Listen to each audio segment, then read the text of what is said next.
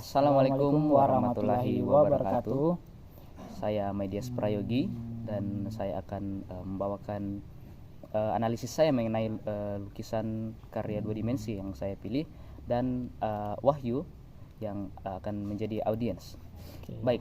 Jadi untuk lukisan yang saya pilih adalah lukisan berjudul Pemandangan di Sekitar Gunung Merapi yang dilukis oleh Abdullah Surya Subroto, pelukis asal Indonesia. Jadi yang pertama itu unsur-unsur yang menurut saya menarik di dalam lukisan ini. Yang pertama tentunya adalah bagian titik dan garisnya.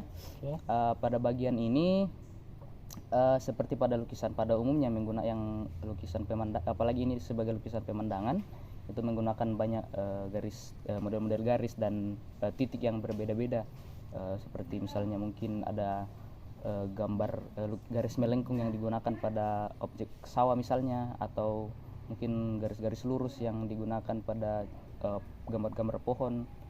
Nah, kemudian ada bagian itu bentuk dan bidang. Nah, pada kebanyakan lukisan karya Abdullah Surya Subroto itu biasa menggunakan bentuk dan bidang segitiga. Nah, bisa dilihat pada misalnya bentuknya yang ada gunung itu, nah ada segitiga di situ. Kemudian pada sawahnya itu kalau misalnya dilihat bentuk dasarnya itu sawahnya itu bentuk dasar segitiga. Dan itu menjadi salah satu ciri khas dari Abdullah Surya Subroto ini. Kemudian ada bagian nada gelap terangnya. Nah, di sini itu bagian nada gelap terangnya itu dibuat bagus, sangat bagus. Seperti misalnya bisa dilihat dari pada bagian hutan yang dibikin gelap.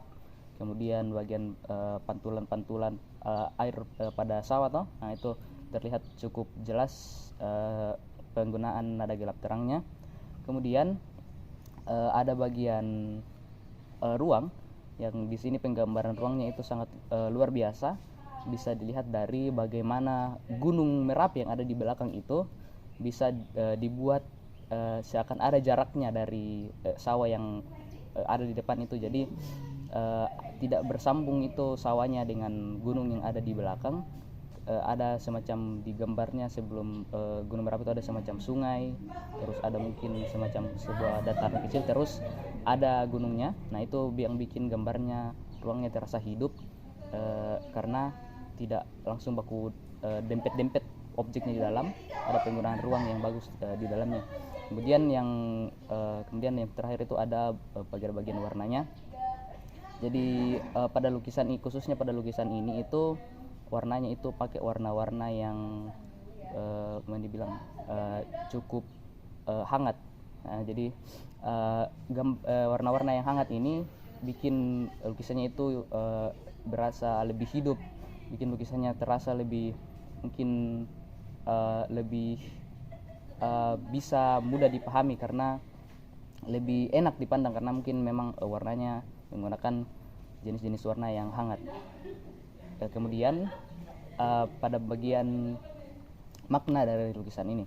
Nah, pertama yang menarik dari lukisan ini adalah tentu saja pada pelukisnya. Nah, pelukisnya itu adalah Abdullah Surya Subroto, yang dimana Abdullah Surya Subroto ini adalah salah satu putra dari salah satu tokoh nasional, Wahidin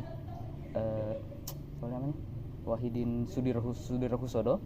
Ya, yang dimana Abdullah Surya Subroto ini adalah seorang pelukis beraliran naturalisme, yang dimana dia biasa bikin lukisan pemandangan alam dan semacamnya.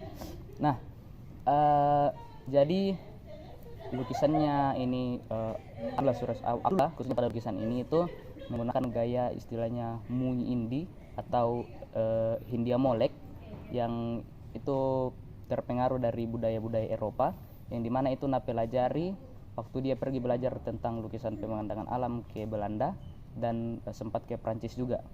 Nah, Assalamualaikum, setelah dia pulang dari Belanda dan Prancis untuk belajar lukisan pemandangan alam itu, jadi dia katanya sempat kehilangan rasa nasionalismenya. Jadi yang dilakukan pada saat itu adalah cuma sekedar mengeksploitasi pemandangan alam di Indonesia, kemudian dia buat lukisan. Namun kemudian rasa nasionalismenya itu kembali lagi, dan kemudian dia mencetuskan sebuah kalimat bahwa tidak ada yang lebih mengenal gunung dan pemandangan alamku selain aku dan bangsaku sendiri. Nah, dari sini kita bisa lihat bahwa selain dalam lukisan Abdullah ini, selain dia memang mau mengekspresikan dirinya sebagai seorang pelukis yang memang berkecimpung dalam melukis pemandangan alam, dia juga menuangkan bagaimana rasa besar rasa nasionalismenya, rasa cintanya terhadap bangsanya sendiri di dalam lukisan-lukisannya tersebut. Jadi mungkin itu yang bisa saya jelaskan. Mungkin ada pertanyaan? Jadi yang ingin saya tanyakan pada lukisan Abdullah Suryo Subroto ini, apa yang menurut kamu yang paling menarik dalam lukisan ini? Nah, yang paling menarik itu menurut saya adalah tata ruang dan warnanya, karena seperti yang jelaskan tadi bahwa tata ruang dan warnanya ini adalah salah satu aspek yang bikin gambarnya itu makin terasa, yang bisa bikin gambarnya itu semakin seperti semakin terasa makin hidup. Jadi menurut saya dalam lukisan ini itu penggunaan tata ruang dan penggunaan warnanya itu adalah hal yang mungkin paling menarik begitu. Mungkin ada lagi? Tidak ada. Oh, kalau tidak ada baik. Jadi mungkin sekian dari presentasi saya. Terima kasih.